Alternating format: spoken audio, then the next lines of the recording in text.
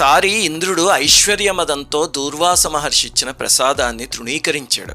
అప్పుడు మహర్షి ఆగ్రహించి శపించారు. ఆ శాపం వల్ల దేవతలందరూ శక్తుల్ని కోల్పోయి కళావిహీనంగా అయిపోయారు. లక్ష్మీదేవి కూడా అంతర్హితురాలైపోయింది. నారాయణుడు ఒక్కాయనే మిగిలాడు. అంటే అమ్మ అయ్యా దూరం అయిపోయారు, పిల్లలకి దుఃఖమే మిగిలింది.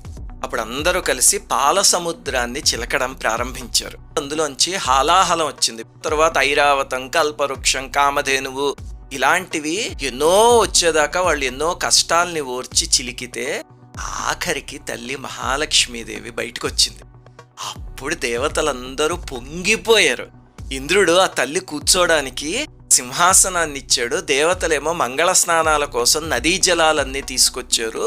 ఋతువులేమో పువ్వులన్నిటిని ఇచ్చి అమ్మవారికి, కామధేనువేమో పంచగవ్యాల్ని ఇచ్చింది, పృథివేమో ఓషధుల్ని ఇచ్చింది. అవన్నీ కలిపి ఆ తల్లికి అభిషేకం చేసింది.